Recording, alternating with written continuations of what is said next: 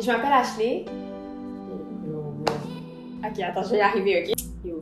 Ashley, pourquoi je me connais, là? Je m'appelle Ashley, j'ai 24 ans. J'aime beaucoup la musique, entre autres le chant, le piano aussi. Puis j'ai déjà fait de la danse auparavant. Mais bon, bref, je sais pas si ça a tant de rapport. Mais sinon, j'étudie, je travaille aussi dans un organisme. Aujourd'hui, on va parler des cheveux naturels, des différents types de cheveux, puis des différents défis qu'une femme noire dans notre génération pourrait vivre par rapport à nos cheveux. Donc, welcome to my channel. J'ai toujours eu les cheveux comme les cheveux crépus. C'était difficile pour mes parents, pour ma mère surtout, de les peigner, de faire des coiffures avec ça.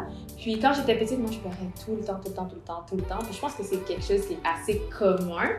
Puis ma mère, la seule manière ou la seule solution qu'elle a trouvée pour, on va dire, atténuer le fait que j'avais mal tout le temps quand elle me peignait ou quoi que ce soit, c'était de mettre la permanente. Donc depuis l'âge de 4 ans, j'ai été introduite à l'univers de la permanente. Donc voilà, puis moi j'ai quand même grandi dans un quartier assez caucasien, si je peux me le permettre. Donc j'ai pas grandi nécessairement avec des amis noirs ou toute cette culture-là de comment prendre soin de tes cheveux naturels. Je les avais pas naturels de toute façon, j'avais la permanente. Puis moi, les cheveux longs lisses, c'était quelque chose qui était magnifique à mes yeux parce que tous mes amis avaient des cheveux longs lisses puis ils pouvaient faire ce qu'ils voulaient. En fait, moi, la première personne qui m'avait influencée, c'était ma soeur, ma petite sœur. Puis je regardais vraiment comment qu'elle faisait. Moi, je trouvais que c'était un peu compliqué tout ça. Je disais non, j'ai pas le temps pour ça. Moi, j'ai mes cheveux permanents. Là, tu sais, c'est simple là. En plus, je les peigne là. Je passe le peigne, ça va de haut en bas, tranquille. Ça fait pas mal. J'ai pas besoin de ça. J'ai décidé du jour au lendemain que je voulais devenir naturelle. Comme non, je peux pas attendre. Donc, j'ai fait des big shots. J'étais dans la toilette chez moi, puis ma mère a failli faire une crise cardiaque, c'est pas grave. Quand elle a vu mes cheveux comme ça, elle était comme « Qu'est-ce que tu fais? » Je suis comme « I'm being natural. » Mais donc ça a été le début de ce processus. Mais on dirait qu'au début, j'étais pas pleinement... j'acceptais pas pleinement ça, dans le sens où dès que j'ai fait le big shot, la semaine d'après, j'ai mis des tresses, genre pour comme cacher ça un petit peu. J'ai mis ça pendant 3 mois. Une semaine que j'ai enlevé mes tresses, j'ai remis d'autres tresses pendant 3 mois. J'ai fait ça pendant presque 1 an et demi. D'une certaine manière, ça a permis à mes cheveux de pousser. Puis après ça, je me suis dit, non, tu commences à faire quelque chose. C'est pas être naturel pour rien faire. Donc, il faut que tu en prennes soin, il faut que tu apprennes à les connaître. Ça a été long jusqu'à aujourd'hui. Je pourrais dire que c'est le début 2020 que j'ai vraiment trouvé des produits puis la manière de bien en prendre soin parce que justement, ce qu'on montre, ce qu'on représente, on va parler de certains produits. À un moment donné, il y avait la vague de produits Cantu qui était vraiment populaire. Non.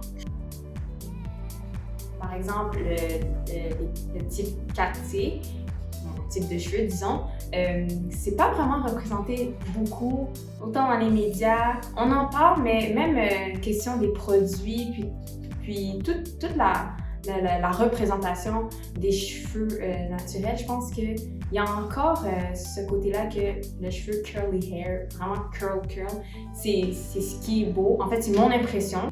Moi-même, tous les produits qu'on m'avait conseillés quand je débutais justement ce processus-là pour avoir mes cheveux naturels, pour être naturelle, c'était des cheveux qui n'allaient pas forcément avec mon type de cheveux. Donc, des types de produits qui allaient faire en sorte que mes cheveux allaient devenir tout frisottis, excusez-moi, mais c'est pas le type de produit que j'ai besoin. Il y a un fond d'histoire derrière ça aussi. Je pense qu'à la base, quand on parlait de cheveux crépus, c'était quelque chose qui était représenté comme étant moins beau, moins propre, moins... Je pense que c'est plus à ce niveau-là. Moi, personnellement, quand on me dit que j'ai les cheveux crépus, je sais que j'ai les cheveux crépus. C'est mes cheveux, je veux dire, je peux pas l'appeler autrement. Ça me dérange pas. Après, je sais pas si c'est le cas pour plusieurs autres femmes, mais je pense que c'est vraiment une question de déconstruction sociale. Là. C'est vraiment quelque chose qu'on doit apprendre à peut-être dire, mais même à accepter aussi. Je pense que ça va être utilisé d'une manière péjorative, mais je pense que c'est à nous de le ramener d'une manière plus positive. Je ne sais pas comment je pourrais apporter ça, mais en gros, du point de vue de cette personne-là, il ne fallait pas que je montre mes cheveux naturels parce que c'était pas beau. Ou je devais pas poster des photos avec mes cheveux comme ça parce que c'était pas beau. Puis ça, c'est quelque chose que j'avais jamais vraiment été confrontée, j'avoue. C'est la première fois que je me suis pas remise en question, mais ça m'a vraiment fait un choc dans le sens que, oh, attends une minute là, parce que ça, c'est moi au naturel. Je peux pas, qu'est-ce que tu veux que je fasse d'autre? Je peux pas raser mes cheveux, je peux pas, genre, je veux dire, c'est moi. Donc, de me dire que non, en fait, je préfère plus que tu mettes une wig ou des tresses ou autre chose, ça fait mal. Ça fait mal. Puis, je pense que ça, c'est des choses que les gens n'ont pas conscience. Parce que c'est encore un travail pour une grande majorité d'entre nous de s'accepter puis de s'aimer avec nos cheveux naturels. Je pense qu'on a encore beaucoup de travail à faire aujourd'hui. Il y a encore, je pense, cette idée-là du curly hair, du fait que ça, c'est beau. Oui, on a les cheveux tous curly, mais de types différents. J'ai une amie qui m'avait dit « Ah, mais tu sais, si tu vas à une entrevue, là, tu peux pas sortir avec tes cheveux comme ça. » Je suis comme « Mais pourquoi pas? » J'essaie de comprendre, tu sais, non, mais tu mets tes cheveux lisses, c'est ça qui est beau, tu sais, ce good hair-là, tes cheveux, montre-le de cette manière-là, mais pourquoi? Ça doit partir de nous. Là, ça fait trop longtemps qu'on a laissé, on va dire, la société un peu montrer c'était quoi justement cet idéal de beauté. Je connais un slogan ou un quote qui dit « It all starts with you ». Puis ça, je trouve que ça s'applique dans tout dans la vie, puis ça s'applique aussi par rapport à nos cheveux. Ça commence par toi, dans le sens où apprends à connaître tes cheveux. Moi là, comme ça fait 4 ans que je suis naturelle, puis ça fait juste 1 an que j'ai vraiment comme appris à connaître, ok, ce type de produit-là, ça fonctionne pas pour moi, mais pourquoi ça fonctionne pas? Tu sais, juste pose-toi des bonnes questions, tu peux demander, il y a des gens qui sont là, on commence à être plusieurs justement à embrace les cheveux naturels. C'est comme une personne, tu apprends à connaître la personne, tu vas apprendre à connaître ses désirs, ce qu'elle aime faire, sa façon d'être, ben, c'est la même chose pour tes cheveux. Tu apprends à connaître tes cheveux, tu vas savoir qu'est-ce que tes cheveux aiment, qu'est-ce que tes cheveux peuvent absorber comme type de produit ou non. Donc, je dirais vraiment, prends le temps. Je sais que c'est facile à dire, même moi on me le disait tout le temps, puis j'étais tannée là, comme ça, j'étais comme, mais oui, mais les produits ne fonctionnent pas. Ouais, mais en fait, il n'y a pas de produit miracle. Il faut que tu essayes. Tu essayes, puis il y a tout type de produits pour ton type de cheveux.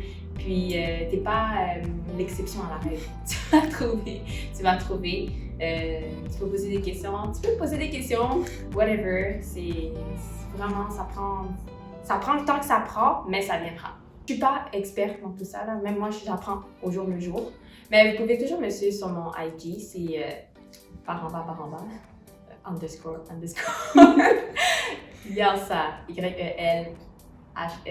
C'est mon nom, Ashley à l'envers.